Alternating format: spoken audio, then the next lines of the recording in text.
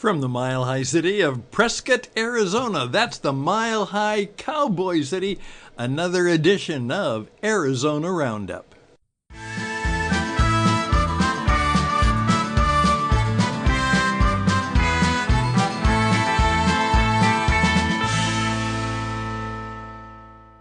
Welcome to Arizona Roundup with Stuart Rosebrook at Charlotte Hall Museum in Prescott, Arizona. My special guests today are DJ Sheridan and Candice Devine. Sheridan, welcome to the show. Thank you. So thrilled to be here. Thank you very much. Well, we're going to have a great time today, and we were just talking before the show a little bit about the roads that brought us to Prescott, Arizona, and it sounds like our roads came through California. Oh, yes. And Northern California, Southern California. I think we've got some crossroads to talk about in Los Angeles. But Candice, I'm going to ask you first, when did you come to Arizona and where did you grow up?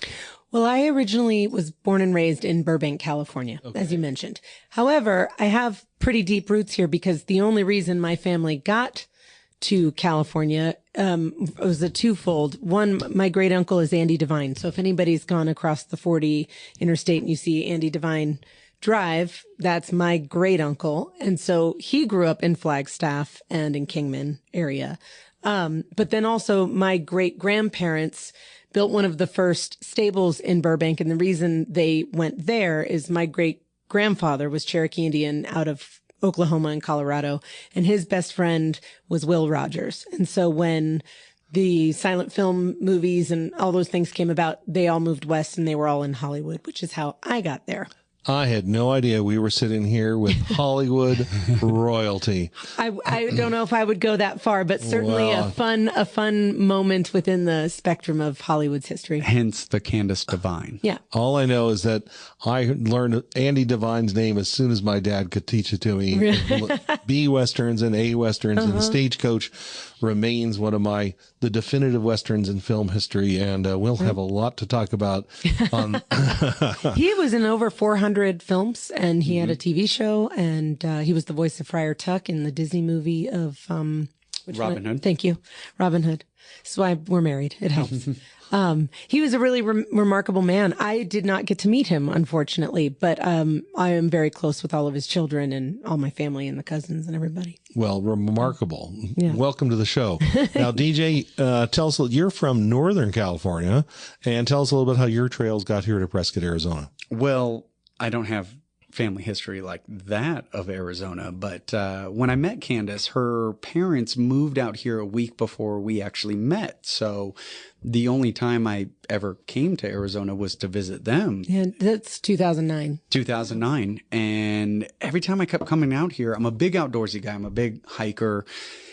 And I knew I wanted to leave California or Southern California at least. And when Candice and I were thinking about wanting to start a family, we were like, well, let's go check out this town, Prescott, that her parents live in. And I spent 45 days out here, and I called her and said, I don't think I'm coming back. I think I can build a future out here. And you know, in LA, I'm a real estate agent. I started my career in Southern California. I felt I was a very small fish in a very large pond. Right? And you look like you were 12. And so people were kind of like, do I want this child selling my multi-million-dollar house?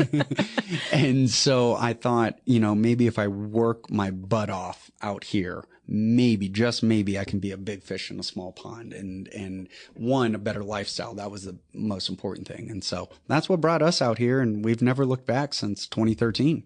Yeah. But you met somewhere in the San Fernando Valley of Los Angeles in the movie, film, music industry? We technically met in Las Vegas. But yes, at a big convention, I was hired to be a singing coach for, I don't know, 2,000 children or something, and be a part of putting together a showcase production for agencies to find these children. DJ's cousin was the person who was part owner in the convention of this entertainment convention. And so we both were there at the same time, never really crossed paths, but he met all of my best friends who also were hired, professional choreographers, singers, dancers, models, all the things, people who were working. I was in the industry. Yeah. Mm-hmm. I had been just, I think, done with a not long after a stint of, I sang backup for Christina Aguilera, and the choreographer, we were all hired in this world, and he was there. And I did sales and ran the convention floor and saw this pretty little blonde, and I approached her, and she didn't date me for like 6-7 months. No, I wanted nothing to do with that. He looked like he was 12. And I was like, I am not that kind of, I'm not a pedophile. I don't date children. But we met in Las Vegas, technically. Yeah. But where we connected was we found out, which is really rare in Southern California, LA area, is we lived maybe 1.5 miles less than that from each other. And which was rare. That's how around at the block. Yeah. That's how we came to be. Well, and that's a magical story, because it is rare in Los Angeles, because you might meet someone and you're living in Van Nuys and they're living down in Playa del Rey. Right. It's like two different worlds. Right. And you're working props and all of your movies of the week are in the San Fernando Valley, and they're working in Culver City, for MGM. And it's like, well, we can meet in Westwood. Well, what night? Well, I'm on a 6-day shoot and I'm on a, and I'm also it's going to take me an hour and a half to get there. That's right. So we have to plan for traffic, because inevitably there will be lots of it. It could take you from here to Tucson sometimes. Yeah. So were you both working and living in the Valley in North Hollywood, Sherman Oaks? Yeah, I was in Burbank, and he was right around the corner. I was also in Burbank as well. Mm-hmm. Yeah, and we were both working. I was singing, as I always am, and performing and touring, and he was doing sales and marketing for his cousin's company. But I worked in Malibu, actually. So speaking of commute, it was 2 hours and 25 minutes one way to go from Burbank to Malibu for about 4 years. Which is what, like 13 miles, 17 miles? Maybe from here to Chino Valley. Yeah. So what were you doing in Malibu? Oh, gosh. I started out as a secretary. Then I moved my way up into sales. So I was traveling all over the country. I got a bug up my butt because I dropped out of college at Cal Poly University, and I told my mom I was going to be an acting guy in Hollywood, which went over real well with my parents. But I got a bug up my butt, and I said I should actually go back to school. So I was doing acting at AMDA, which is the American Musical Dramatic Academy in Hollywood, and doing that, working for this company called iPop, and traveling all over the country doing sales. And I tell people all the time, that's what gave me my roots in real estate. It was different product, same Made thing. your bones in sales. Made my bones. That's where you met in Las Vegas. You were working for and he was at the convention. And that's how her and I met. But yeah, like she said earlier, I knew all of her best friends well before I even knew her. Like, I'm talking 4 or 5 years before I even met her. Which is really funny. And then, he kept asking me on dates, and I kept saying no. Or just that I was busy. Right. There was no reason to be rude, know.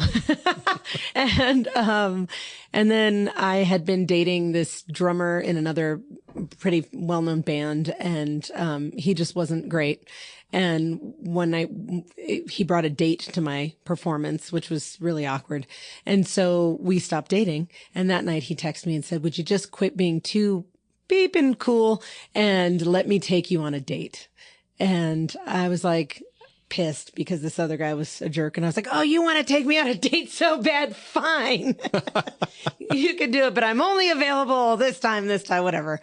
And we've been together ever since. We went on that date. We've been together. And I had season tickets to the LA Galaxy, the soccer team at that point, because prior to David Beckham getting there, they really sucked. And they were cheap tickets. As a broke college guy, you can afford those. And then David Beckham came, and I already had tickets, so I was like, "Hey, you want to go to this playoff soccer game with me?" And that was November 8th, 2009, and we've been together ever since. I love it. I love it a lot. All right, we're going to take a quick break, thank our sponsors, and come back in just a minute and hear more about the trail from Burbank, California to Prescott, Arizona with DJ and Candice.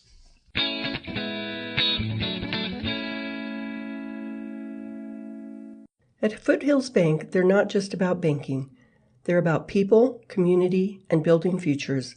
Whether you're managing personal finances, growing your business, planning for retirement, or buying your dream home, their friendly team is there to guide you every step of the way. Stop by your local Foothills Bank today. It's more than just banking. It's a partnership for success. Foothills Bank is a division of Glacier Bank. Member FDIC, Equal Housing Lender.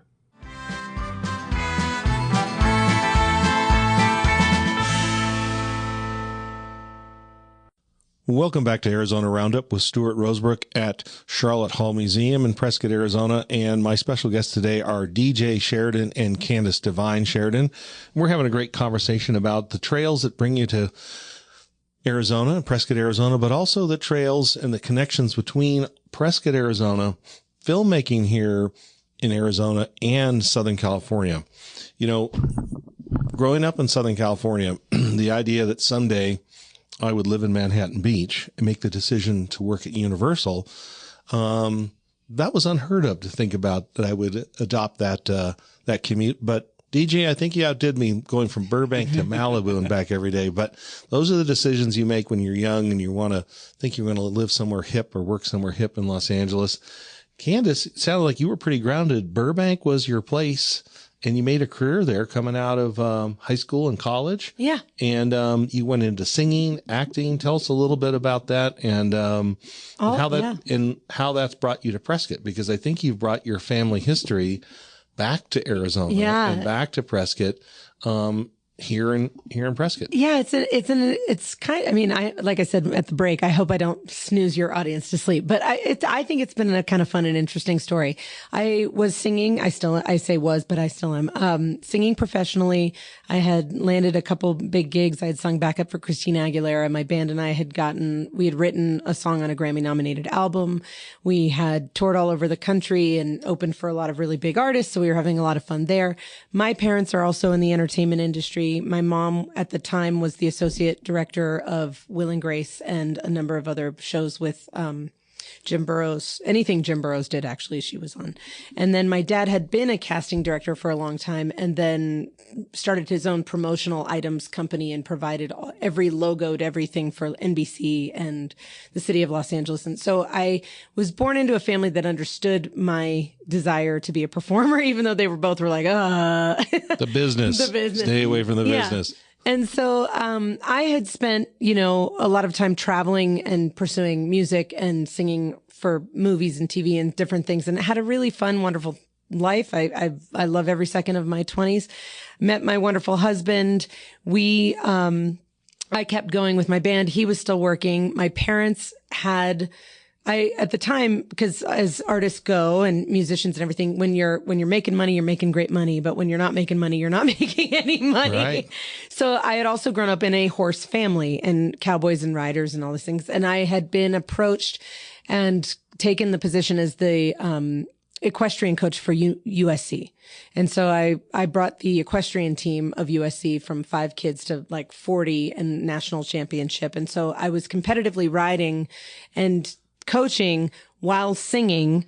And she's way more impressive than I am. So just keep asking her questions. No, it's funny because the reason I even bring that up is that my great grandparents, who I told you about, had built one of the very first stables in the Burbank, Glendale area, and they provided all the horses. Pickwick? Right behind it. Yeah. It was called House Stables. Traveltown, Griffith Park, Pickwick. Yeah. Your grandparents' stables. Correct. Right off of Irving. Buena Vista, Disney. Correct. Right there. You know it. Mm-hmm. Oh, yeah. And it's still Pickwick there now. In the drive-in. It was all exactly. And so my great grandparents and all my great aunts and uncles provided all the horses for Westerns, and they were all the stuntmen and women for John Wayne and Maureen O'Hara and all of those people. All of that to be said, on that property, my great grandparents, their 6 kids, and then down the line, my mother was born and raised there. And so we had all kind of grown up. They sold it the year before I was born, but my aunt had a barn right across the street. And so we all grew up riding in the Burbank area, which was like the true passion. But when my grandmother was 80, we had found a property in an area called Shadow Hills, which was north. And there was a 9-acre parcel. And my grandmother had always wanted to go back to the compound lifestyle at the little ranchette. In LA, there aren't massive sprawling pieces of land like there are here. But the house stables was about just under 3 acres, 2.5 acres or so. And we found this 9-acre parcel, and my parents were going to sell their house, and my grandma was going to sell her house, and I was going to move out of my apartment, and we were all going to be on this family compound, and I was going to coach the USC team and continue pursuing arts. it sounds sad, but please don't be sad when you're in the car or wherever you are listening to this. We were signing the papers on the property, and we were all very excited to have a multi-generational living, working scenario, much like my great-grandparents had created. And my grandma died that night. She had fallen on her knee, and her knee swelled up, and we took her to St. Joe's, and they were going to drain her knee, and they told her, just stay the night so you don't have to walk on it. And the next morning, actually, she passed away. All of that to be said, that was on Halloween of 2008. Going into, she was in the hospital from Halloween through like November 2nd, because they had to keep her alive on life support, all the things. So for legalities. So a year to almost the day exactly. Well, it was shortly before. My mom, my aunt who had the barn across the street, said, I'm looking for this particular truck for my horse trailer. And there's only 2 used ones in the country available right now. One is in Prescott and one is in Louisiana. Serendipitous. And so she said to my mom, if I buy you a plane ticket, will you go one way with me? We'll pick up the truck and we'll drive. We all thought it was like a couple days home. Like, right. And then in 6 hours, they were like, yeah, we're back. And so my mom, they had a friend that lived in Prescott. And so they decided to stay the night and make a weekend of it, a girls' weekend. And my mom started looking around. She comes home and says to me and my dad, there's just something really special about this area. I don't know what it is, but would you guys be open? Because we had let go of that 9-acre property when my grandma died. We were like, now's not the time. She goes, there's really something special. Would you guys want to go out and see this area? And my parents were like, sure, there's a direct flight from LAX to Prescott at the time. It was Alaska Air then. And I was like, yo, my parents are buying plane tickets to go look at property. We going to buy something. This is exciting. And they honestly didn't think of it in those terms. So they never got pre-qualified. They never did it. We just came out here as a family. We spent a few days and we looked all around, and my mom saw this property in line out in Chino Valley, and it was being sold. This is in 2009. The market had crashed. People were trying desperately to sell things. The prices were really low. And it was a beautiful. And it was this 23 acre parcel with a beautiful 18-stall barn and 2 arenas and all the things. And we were like, oh my gosh, this is the dream. And so my parents put in an offer. It went through all this stuff with the bank, but they ended up getting it. There were other people that wanted it too. And they ended up getting it. And my dad's cousin says to him when they get back to LA, they're like, anyway, all that to be said, I skipped the important part. We closed on that property on the same weekend that my grandma had died the year before. Where they were going to buy the night. My goodness, that was meant to be. It was very meant to be and very serendipitous and very aligned. It was so amazing because I never thought in my life, I'm going to move to Arizona. Yeah, it wasn't on the radar. Cactus, desert, hot. You think hot. Yeah, and then we came out to this beautiful northern Prescott, Arizona, and we were like, "What is this? Place? This feels like Big Bear or Colorado or Tahoe, Arrowhead, right?" Yeah, I didn't know all the beauty of what Arizona had to offer. Yeah, I don't think either of us had any concept till my parents just bought. Especially when I was driving a Volkswagen Bug and it snowed here. And I was like, what is this? I didn't know when we moved here, DJ was definitely driving his grandma's car, which was amazing. Yeah. I was 26. I was driving my grandma's car.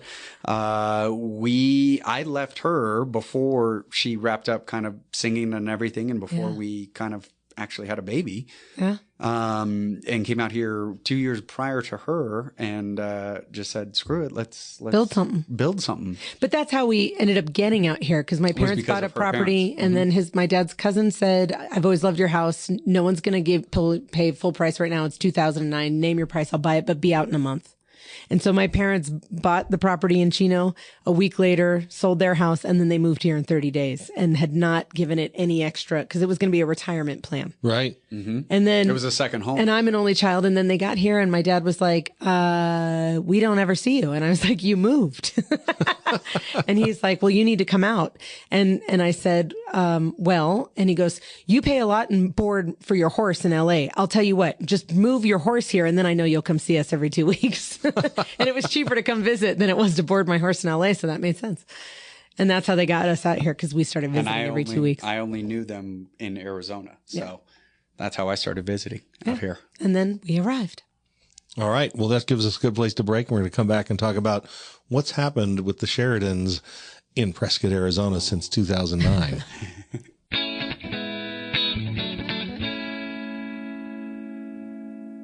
Life is full of moments we want to cherish forever.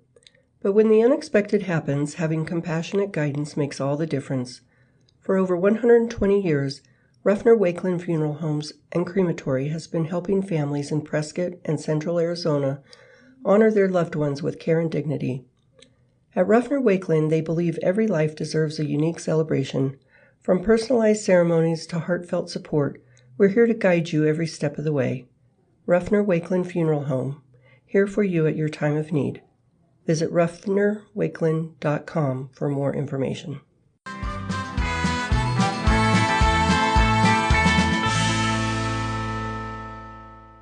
Welcome back to Arizona Roundup with Stuart Rosebrook at Charlotte Hall Museum in Prescott, Arizona.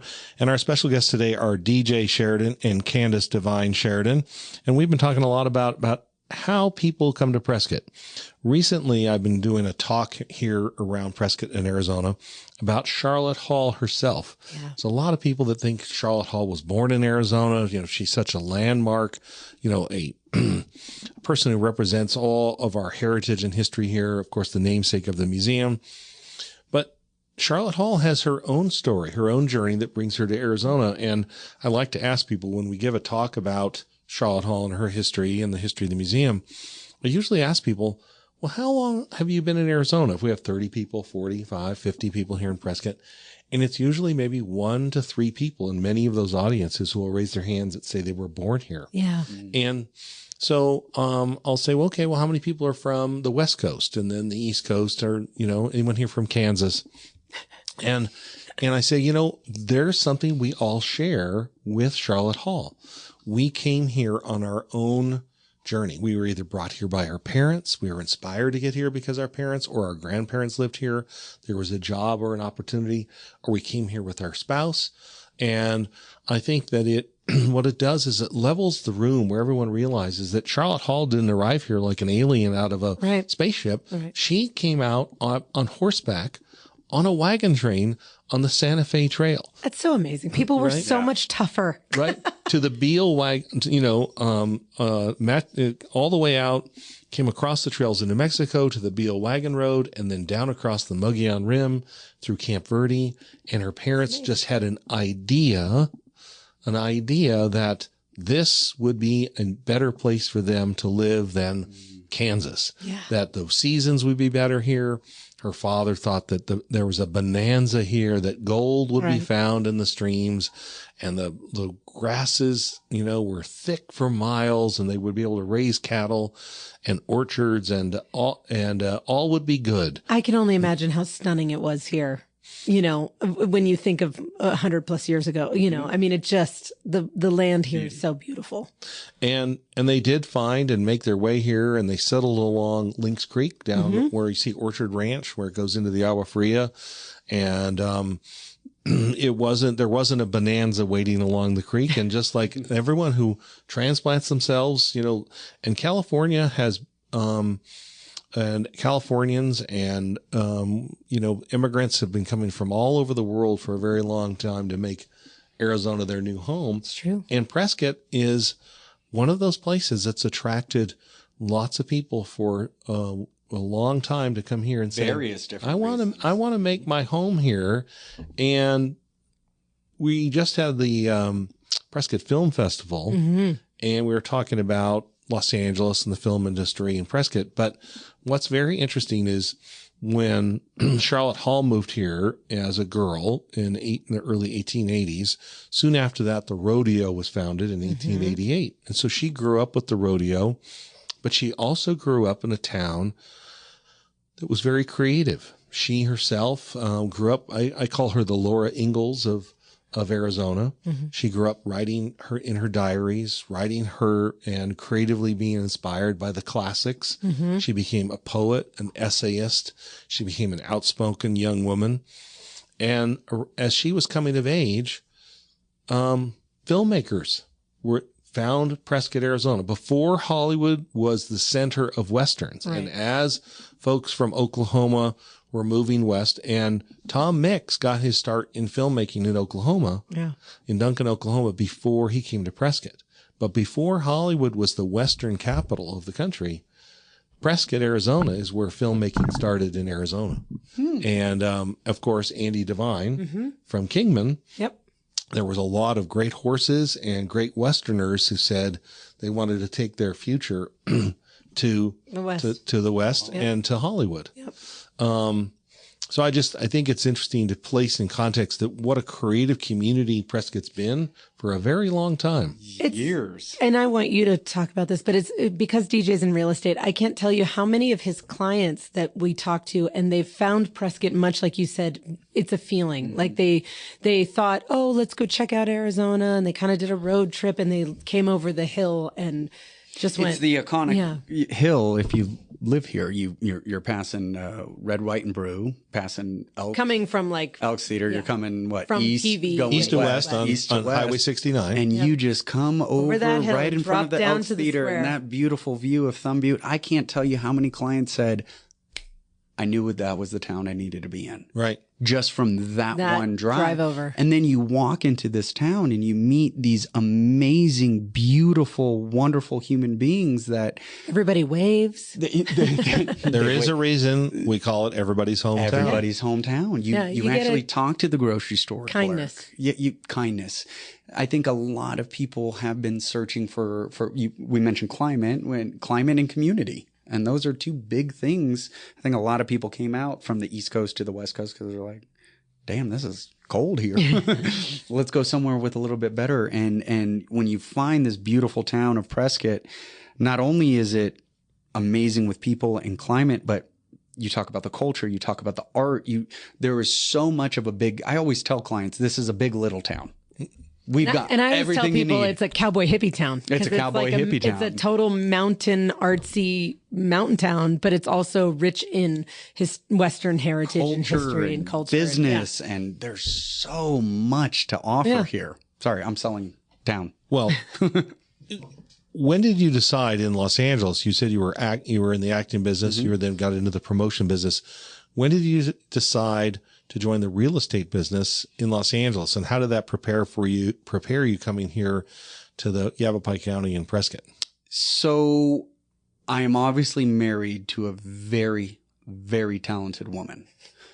And I was doing acting, and whether or not I was good or great or not or this, I was nowhere near what her talent was. That I can say for certain. So I realized when I went to an audition, and I'm 6 foot, I had long hair, tan skin, brown eyes. I was like, oh my God, this part's for me. There's 450 other people that look like me. And I was like, wow, I don't think I'm going to make it in this industry. And my mom was a lender, or is a lender, and my dad was an appraiser at the time. And they always said I would be good at real estate. So I asked them, how do I get into this real estate industry? And they told me how. I got into it in 2012 in Southern California. They knew you had the moxie. They knew I had the moxie and I had the sales training and all of that. But I just absolutely hated doing it in Southern California. Loved the industry, hated it in Southern California. And the honest truth is I flipped an ATV. I crushed all the nerves in my left arm. I couldn't bartend. I wasn't getting any acting gig. This is the truth. I mean, let's talk honest to the listeners. That's the truth. I wasn't getting much. And I knew one person that wanted to buy a house out here in Arizona. And I thought, let me go out there. Let me go get my real estate license. And it wasn't until I spent about 5.5 weeks out here that I fell in love with the town. And then that's when I said, he moved in with my parents, y'all. I mean, this man has drive, because put that in your mind and think about it. I fell that much in love with this town that I thought we could, more importantly than a career, we can build a life with our son, and we can grow up the same way that her and I grew up. California changed. We all know that. And I can raise a kid outside. And that was the most attracting part about Prescott. Then the career and everything, that kind of just we really happened. Gravitated to the lifestyle. I wanted my son to grow up, with horses the way I had grown up with horses. By the time I left California, my board was over $1,000 a month. When I was a child, board was like, I think 180, $200 a month, which was at least doable for my parents. Like at for that me time, to have, we were both kind of bartenders and singers and actors, and $1,000 a month was pretty. Yeah, I was like, this is pretty insane. outrageous. Still is outrageous. And so I said to DJ, I was like, well, I have a horse. If I want to get my kid a horse, and then I was 2,000. Like, how am I going to raise him in the manner in which I got to enjoy Southern California? And we couldn't come to that answer without moving. Which brings us to Prescott, Arizona. In our last break, and we're going to come back and talk about what Candice and DJ are doing right now on what they give Prescott, Arizona every day to make our community better. We'll be right back on Arizona Roundup. Are you looking for a fun, educational outing? Charlotte Hall Museum isn't just a history display. No way. It's a real experience, from the Prescott Indian Arts Market to Charlotte's Cellar, living history adventures, author presentations, and a lecture series for those of you who take some things quite seriously. That's right, there's something for everyone. So uncover the past and create new memories, and maybe have some good ideas for the future. Do it today. Visit charlottehallmuseum.org to see our full event lineup. And we hope you'll come, and hopefully we'll see you soon.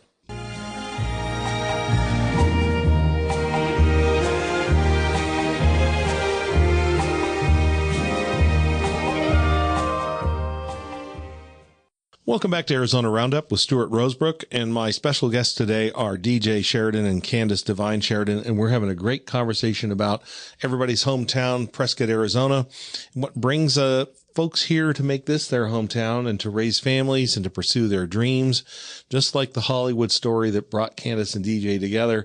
And, I'm really inspired by both of you. You all, I know you're both giving it 100% to our community as you raise your family here, and both come together and are also, I think this past spring, we're both very involved with Pure Imagination, a big music festival here, and I want to hear a little bit about that. I want to hear, DJ, I know you're volunteering and you do a lot for the city of Prescott and tourism, and Candice, you're involved in lots of different things. I want to just hear a lot about what you all are doing here and helping make our town better for our community, not only for now, but for the future. So I think we both, like, to piggyback on what we were talking, we fell in love with Prescott. I feel like I have the easiest job in the world because I get to sell the greatest town in the world. And so when we both fell in love with this town, we were like, how do we get immersed? How do we dive into this? What are things?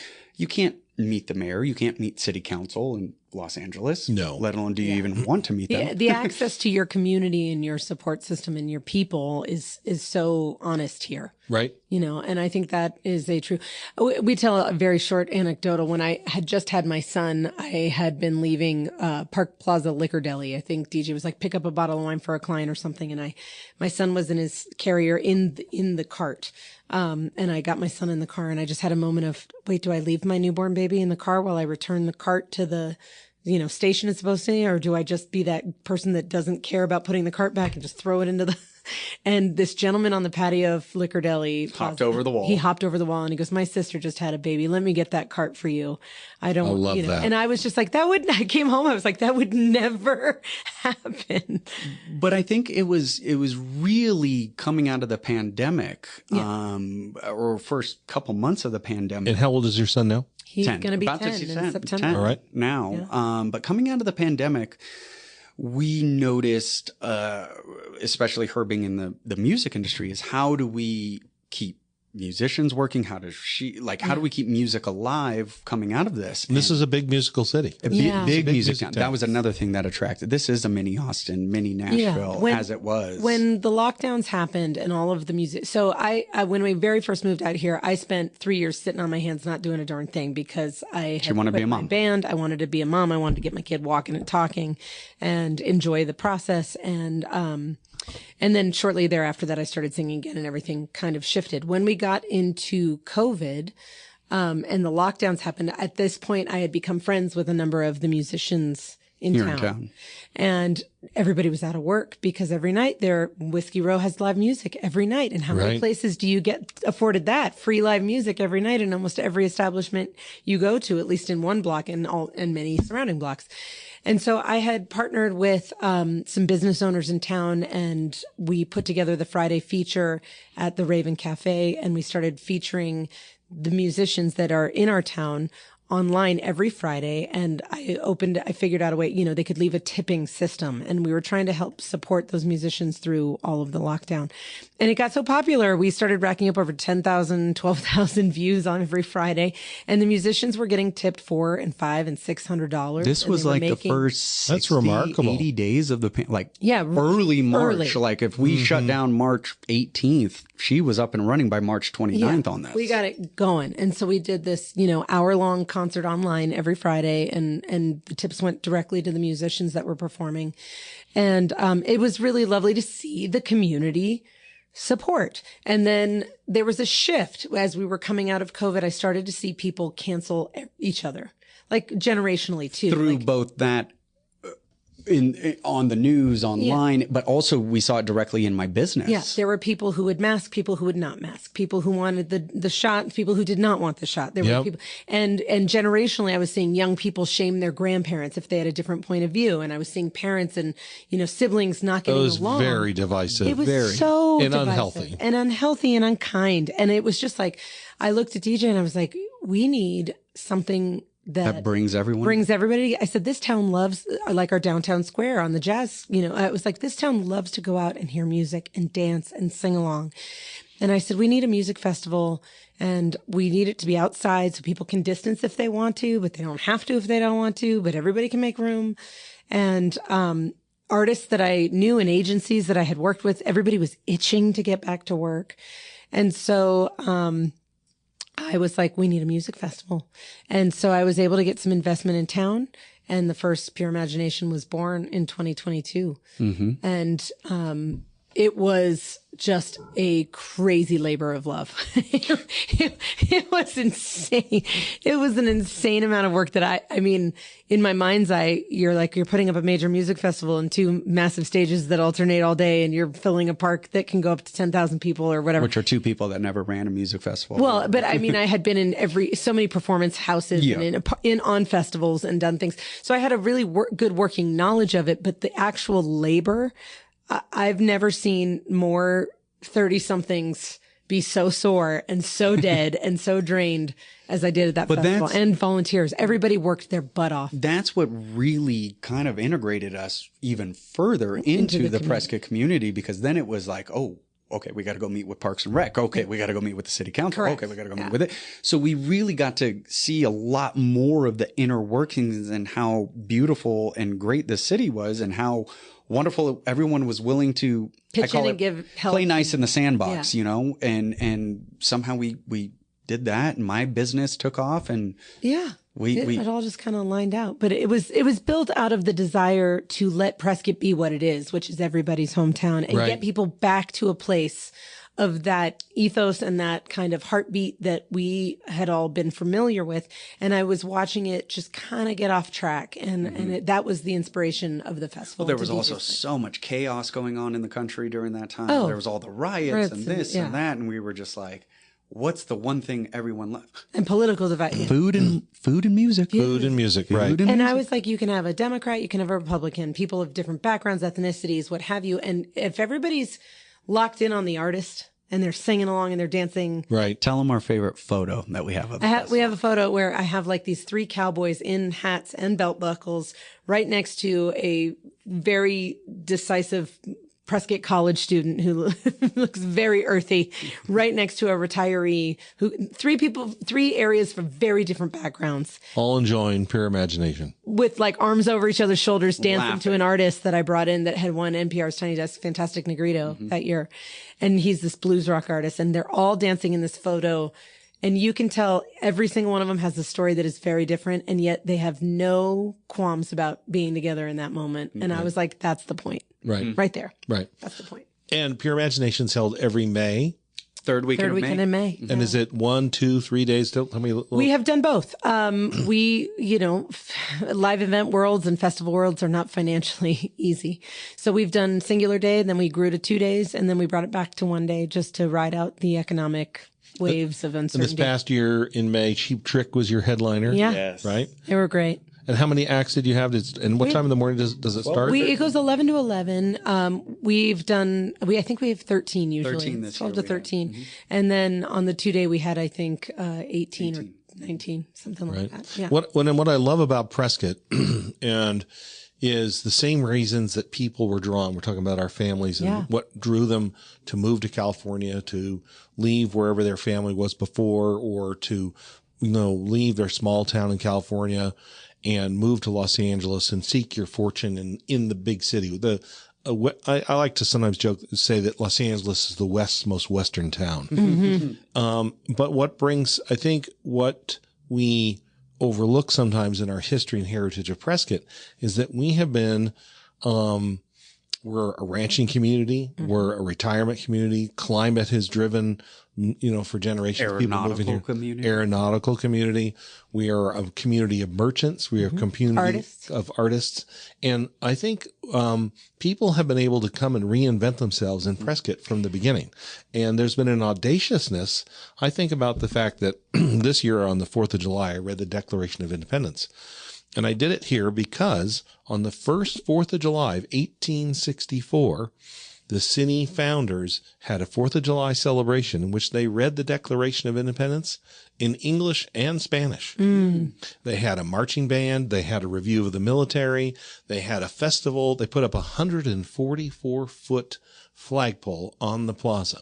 Wow. So 4th of July, patriotism, community, and somebody came down the road in a wagon, made it here with a printing press. Mm-hmm.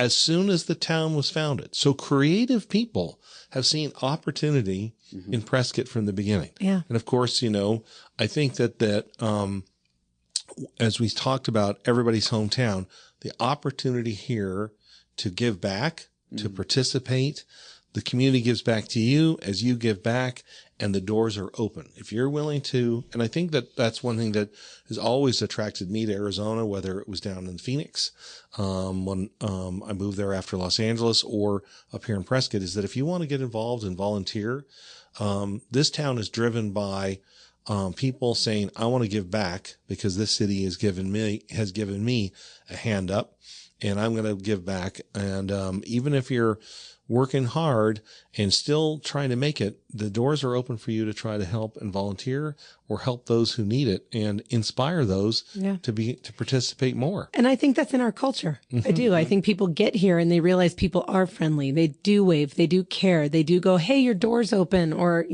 ask if you need support too.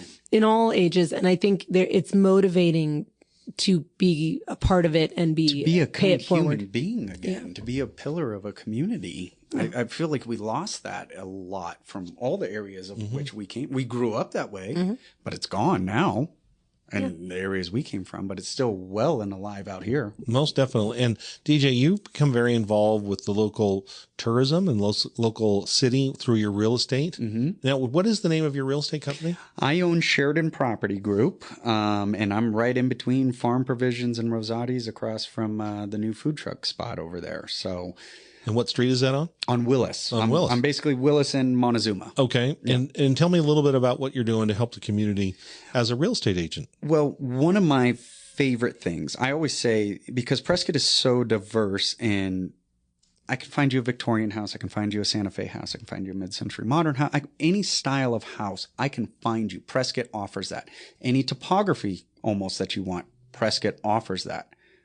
So what do I sell? I sell the town. The east side of town versus the north versus the south versus the west is very different in topography within a 5-10 minute radius. So what I love to do is just show people the town. And I feel like what has really propelled my career is that aspect that I don't go into any meeting, any showing of any expectations. I just want to offer you everything. I didn't know moving here. I didn't know where to get my hair cut. I didn't know where to shop. I didn't know this.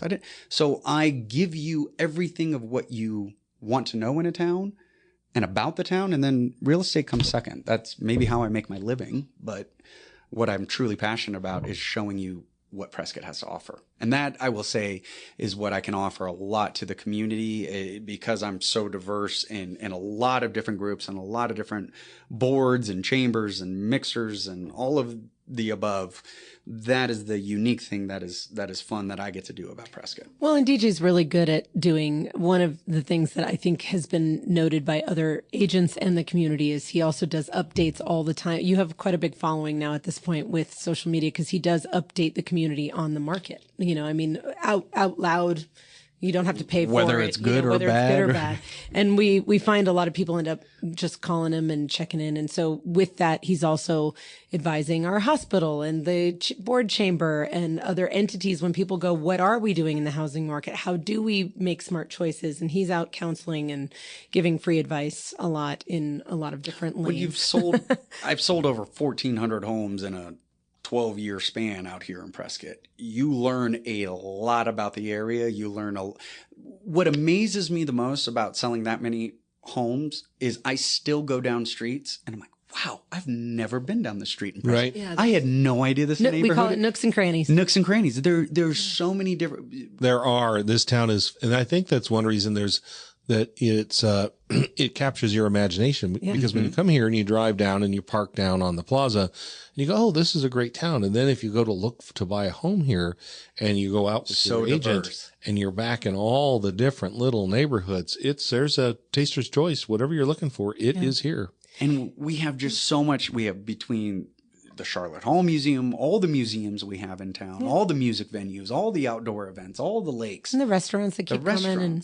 And also, I was going to say, I think the heart of Prescott is also very much a nonprofit town, which I love because there's a synergy of gifting and giving, giving, receiving, and paying forward. And I think in a lot of ways, DJ's done a really good job, and I hope I have too, of being a part of in whatever ways we can of either helping fundraise or participate with the nonprofits. And we see a lot of our community do that as well. There's enough outlets to find things you're passionate about, whether it's Meals on Wheels or museums or arts or, whatever the case may be, environment, animals, kids, and I think there's a lot of room for people to be involved in ways that they're passionate about that allow them to feel good about themselves and help the community thrive in a generous way.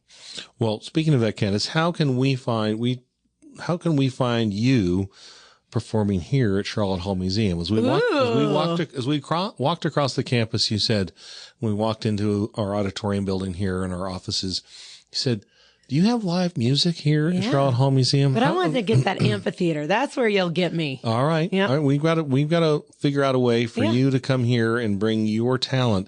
How can people learn a little bit more about your talent if they want to know where your music is? Do you have a company? Is it Further West? Further West is my production company to which I run the festival and other endeavors that I do creatively. But and your band? My band is Ponderosa Grove. Ponderosa Grove. Made of Prescottonians. Are you playing anytime soon? We are playing in Los Angeles. Where in Los Angeles? Where in Los Angeles? At the Hotel Cafe on September 4th. Okay. And where's the Hotel Cafe? It's in Hollywood. It's right on Cahuenga. About 2 blocks from where I went to college. Yeah. Cahuenga and Hollywood Boulevard. Right in the heart of Hollywood. Yeah. It's right a lot over of for the hill from the Hollywood Bowl. Yeah. Yes. Right down the street. Have you played the Hollywood Bowl? I have not. It's a bucket list. All right. It's a bucket list for me. I've been offered a couple times when I was not in town and capable, but I'm still waiting for that one. And do you find that Watson Lake, is that our Prescott's Hollywood Bowl? I think it's our Prescott's Greek Theater. Our Greek Theater, all right. And I think it's the most stunning venue. That's our Red Rocks, too. It's our Red Rocks. Yeah, I mean, Greek Theater, Red Rocks. There's so many. And, it's such a unique gorgeous venue. The attendees we have every year are like, I had no idea.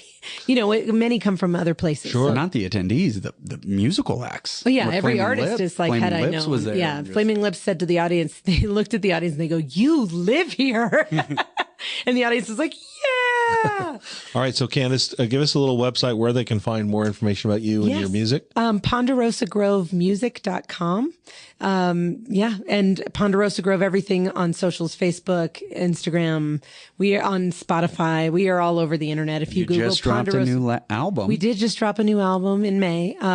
Ponderosa Grove Music. You can find us anywhere if you Google that. All right. Fantastic. And DJ, if someone is looking for a home or wants to learn a little bit more about Prescott, how can they find you? We are Sheridan Property Group. So you can go to SheridanPropertyGroup.com, DJ at SheridanPropertyGroup.com, anything Sheridan Property Group. All right. Is pretty much you can Google me. Fantastic. Well, DJ and Candice, thank you very much for being on the show today. It's been great. And the next time we get on the show, we're going to talk a little bit about the Lakers and the Suns, about the crossroads of family in the San Fernando Valley in Burbank and North Hollywood, and why the Dodgers are the greatest baseball team in Arizona. Stop. Everybody listening, just It was a boycott the great last podcast statement. until that, Stuart. Los Angeles Dodgers. Next time on Arizona Roundup. Thank you both, DJ and Candice, and go blue.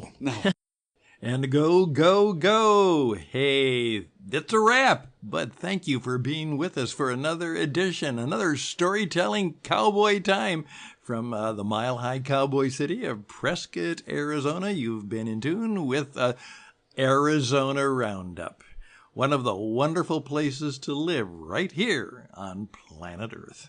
Thank you for being with us. We hope that you will continue to recommend us to others. Please take a moment or two to think about coming to Prescott and visit the Charlotte Hall Museum.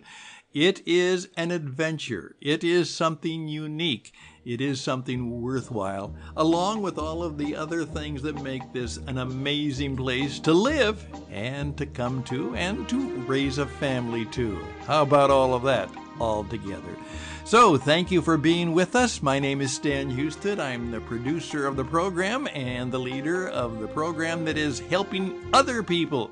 It is called the Cowboy Spirit Radio Network, and we're in the business of helping you do exactly what Stuart does, and that's to get you and your organization and your business on the radio and have fun just like they are. And I'd be glad to help you. Just reach out to me at Stan, S-T-A-N, at witradio.net, witradio.net, and tell me how I can help Stuart do even better. I'll be glad to help coach him, and if we could help you become a radio star here in 25 and make your mark and reach your audience, we would welcome that opportunity. So be brave, walk tall, stay safe, serve one another, and remember, that is indeed the cowboy way. All the best and blessings to you till next time on the Arizona Roundup. Bye for now.